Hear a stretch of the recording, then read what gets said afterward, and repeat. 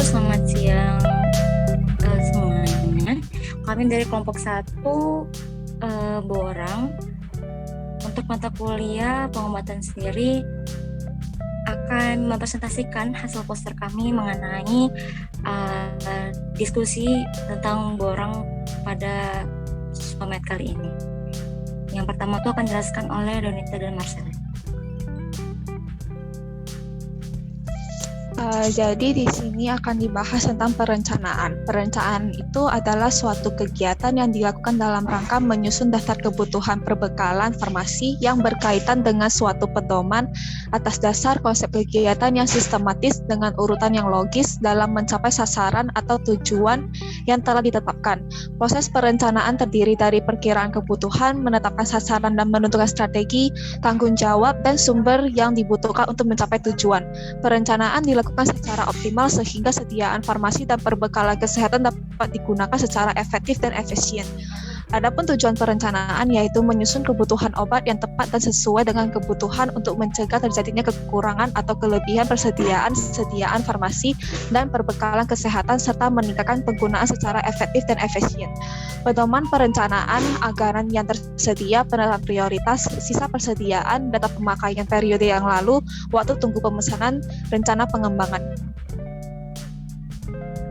Selanjutnya ada tahap perencanaan. Tahap perencanaan terdiri dari tahap persiapan dan juga perencanaan yang terbagi lagi menjadi tahap pemilihan, perhitungan yang didasarkan pada beberapa metode, yaitu ada metode konsumsi, metode ABC, metode Venn, dan juga metode morbiditas. Pada tahap persiapan, di sini kita akan melakukan pemilihan ataupun penentuan sediaan farmasi yang akan diambil sesuai dengan kebutuhan. Kemudian pada tahap perencanaan di metode konsumsi, pada proses metode konsumsi ini, pemilihan daripada bahan-bahan farmasi yang dibutuhkan itu didasarkan pada analisis data konsumsi obat-obat tahun sebelumnya. Kemudian pada metode ABC, yaitu always, better, atau control yang sering disebut juga dengan Pareto analisis, di sini proses perencanaan daripada bahan-bahan farmasi yang akan digunakan disesuaikan dengan berdasarkan pada prioritas daripada kebutuhan yang digunakan. Cara pengelompokannya itu terdiri dari kelompok A, yaitu persediaan dengan jumlah unit yang uang per tahunnya itu tinggi, kelompok B, yaitu persediaan dengan jumlah nilai uang yang per tahunnya itu sedang, dan kelompok C, yaitu persediaan dengan jumlah nilai yang uang tahunnya itu rendah. Kemudian ada metode Venn. Pada metode Venn ini, masing-masing bahan farmasi atau obat-obatan tersebut diklasifikasikan ke dalam 3 kelompok, yaitu kelompok vital, kelompok esensial, dan juga kelompok non-esensial. Kelompok vital itu adalah kelompok obat yang sangat vital atau sangat utama yang digunakan di dalam proses kefarmasian di dalam rumah sakit. Contohnya seperti obat penyelamat jiwa dan lain sebagainya. Kemudian pada kelompok esensial, ini adalah obat-obat yang bekerja secara kausal, yaitu obat yang bekerja pada sumber penyakit, namun tidak digunakan untuk mencegah kematian ataupun mencegah kecacatan. Dan kelompok ketiga yaitu kelompok non-esensial, di mana ini adalah merupakan obat penunjang ataupun obat yang kerjanya ringan dan bisa digunakan untuk menimbulkan kenyamanan dan atau untuk keluhan ringan.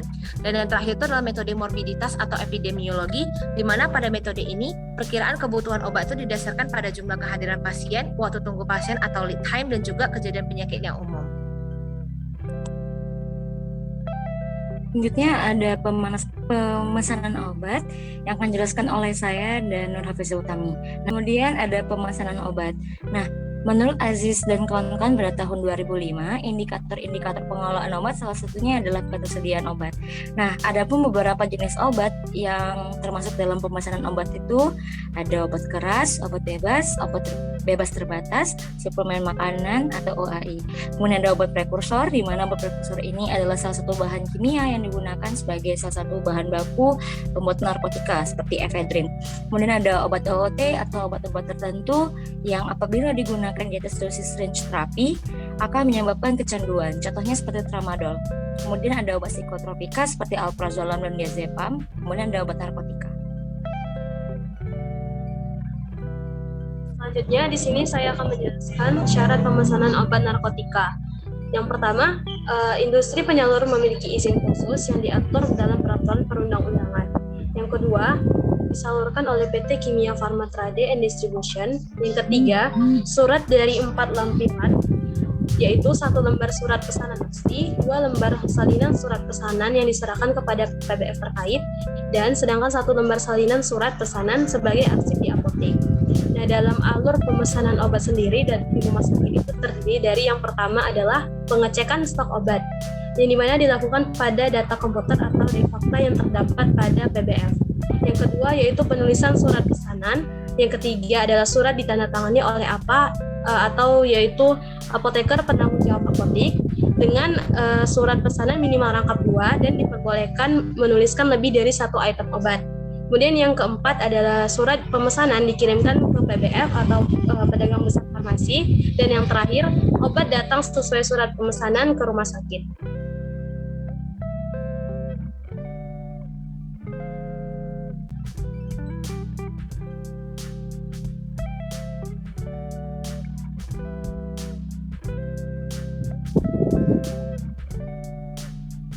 Baiklah, selanjutnya adalah penerimaan obat. Next.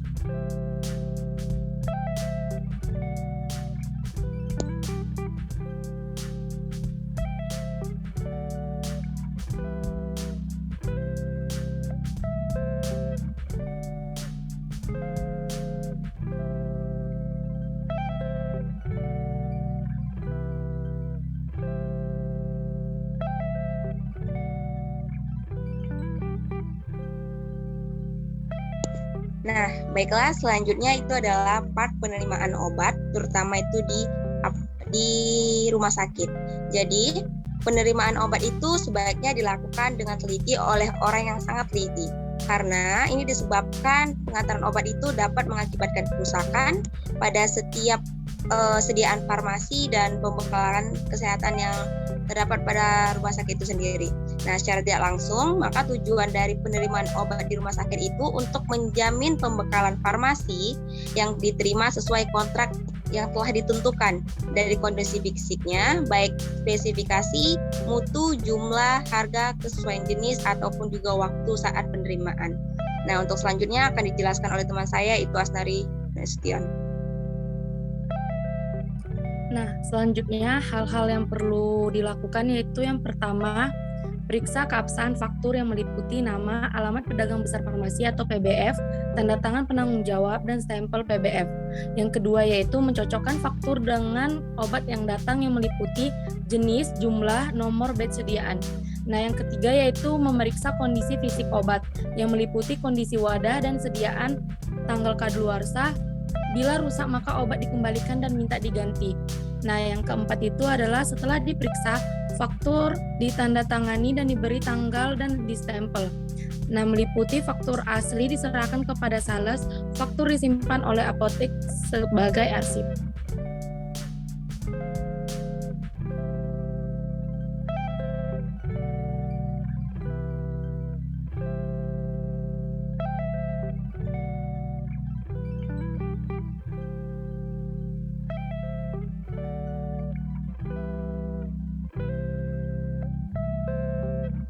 Selanjutnya itu ada sistem penyimpanan obat, di mana penyimpanan obat adalah suatu kegiatan menyimpan dan memelihara dengan cara menempatkan obat-obatan yang diterima pada tempat yang dinilai aman dan pencurian, serta gangguan fisik yang dapat merusak mutu obat.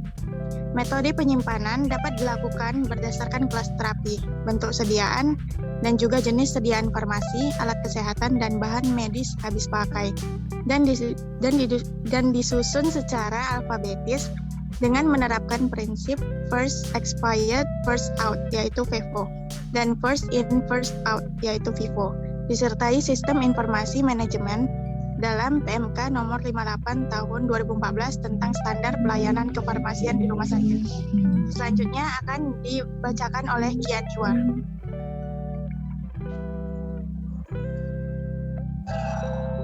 Menurut Seno, dalam karya tulis ilmiahnya yang berjudul Sistem Penyimpanan Obat di Gudang Instalasi Farmasi Rumah Sakit Umum Daerah Naibonat, penyimpanan obat terbagi menjadi 3 bagian, yaitu yang pertama tata ruang. Untuk mendapatkan kemudahan dalam penyimpanan, penyusunan, pencarian, dan pengawasan obat-obatan, maka diperlukan pengaturan ruang gudang dengan baik.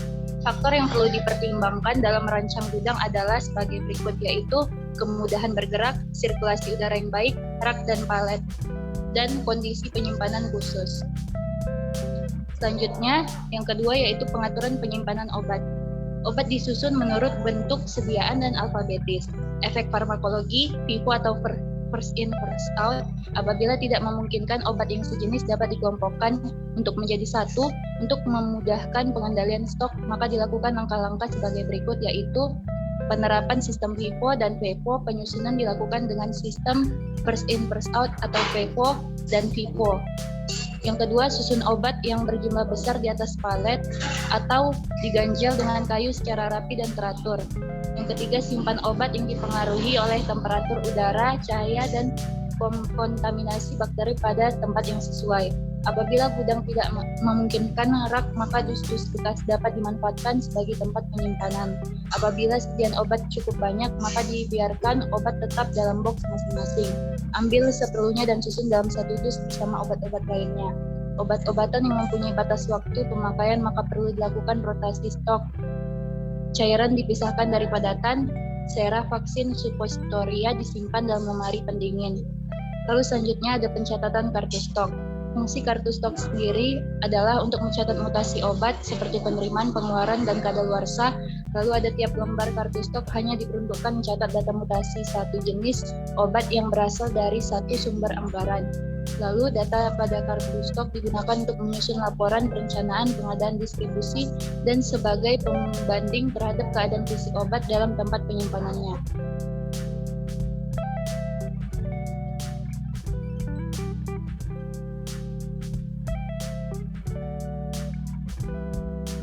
Selanjutnya ada faktor pembelian. Faktor pembelian adalah invoice yang diterima oleh konsumen atau pembeli dari penjual.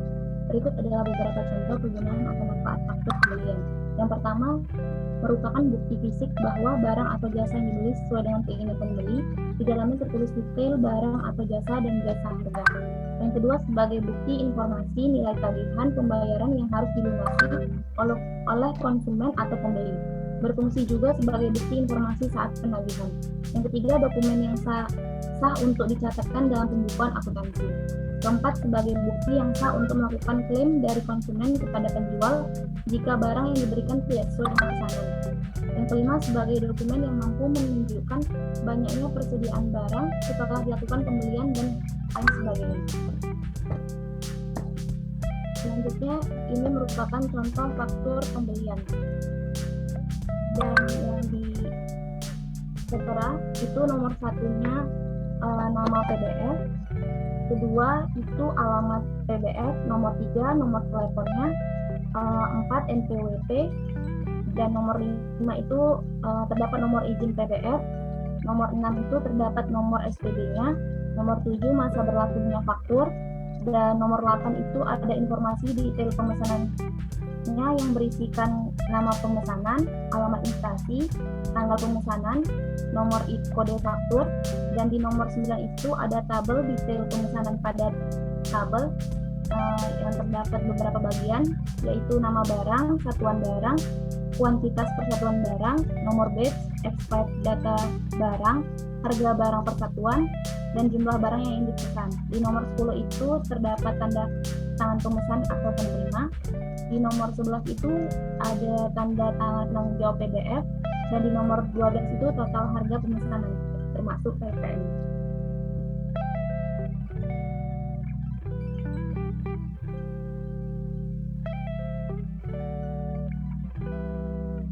Selanjutnya itu ada HNA atau harga neto apotek.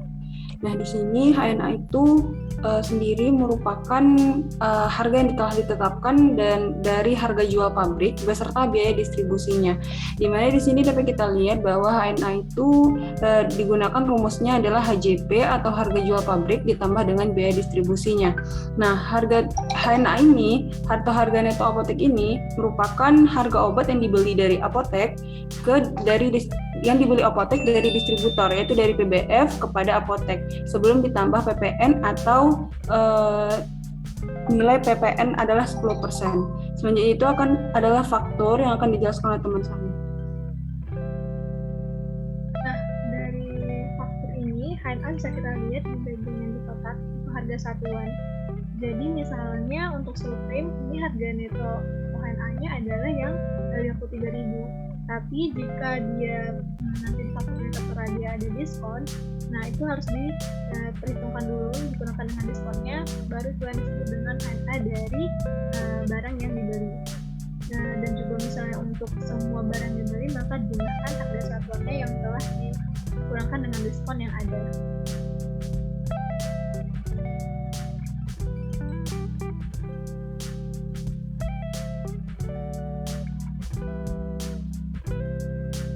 Selanjutnya ada pajak pertambahan nilai atau PPN. PPN adalah pajak pertambahan nilai yang dikenakan untuk setiap pertambahan nilai dari proses transaksi dari produsen sampai ke konsumen. Pada surat edaran disampaikan bahwa instalasi farmasi pada prakteknya memberikan obat pada pasien rawat inap, pasien rawat jalan, dan pasien gawat darurat. Kembali lagi pada aturan PPN yang menerangkan bahwa jasa pelayanan kesehatan tidak dikenakan PPN, sehingga obat-obatan yang kita konsumsi selama menjalani rawat inap atau gawat darurat tidak dikenakan PPN karena menjadi bagian dari pelayanan kesehatan medis. Namun jika instalasi farmasi rumah sakit menyediakan obat-obatan bagi pasien rawat jalan, maka penyerahan obat-obat tersebut harus dipungut PPN dan rumah sakit tersebut juga dikukuhkan sebagai PKP. Hal tersebut berlaku juga bagi apotek di rumah sakit dan yang menyerahkan obat-obatan bagi pasien rawat jalan wajib memungut PPN. Jadi jasa rumah sakit merupakan jasa yang tidak dikenakan PPN. Hal tersebut tercantum pada pasal 4A ayat 5 UU nomor 42 tahun 2009. Jasa rumah sakit berupa pelayanan rumah sakit secara rinci dijabarkan dalam Peraturan Menteri Kesehatan nomor 129 Menkes SK 2 2008 tentang standar pelayanan minimal rumah sakit.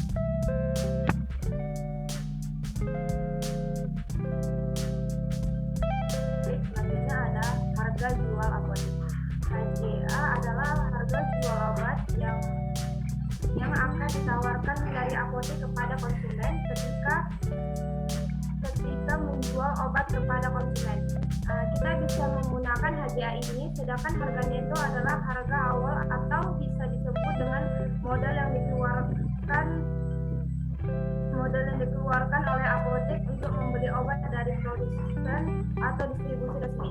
Nah, rumus HJA ini yang pertama ada rumus HJA sama dengan harga neto kali PPN 10% kali margin kali keuntungan. Rumus kedua HJA sama dengan harga neto margin keuntungan kali keuntungan. Rumus kedua HJA sama dengan harga neto dikali margin keuntungan.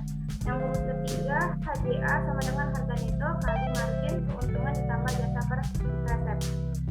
Nah, margin keuntungan adalah besar keuntungan yang diinginkan. Hal ini bisa ditentukan oleh kita sendiri sebagai pemilik apotek.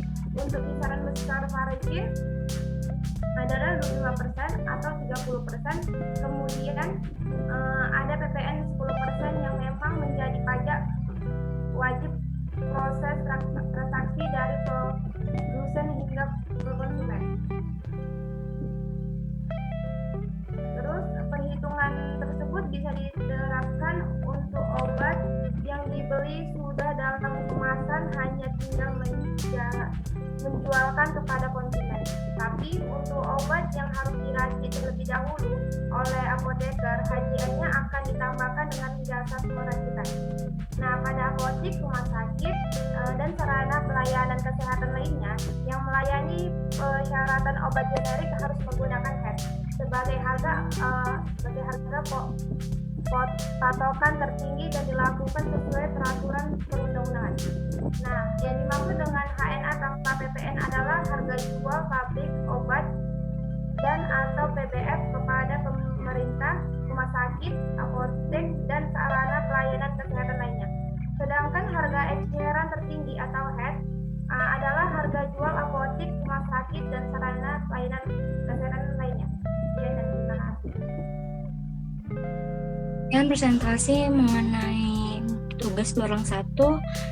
Terima kasih banyak. Assalamualaikum warahmatullahi wabarakatuh. Selamat siang.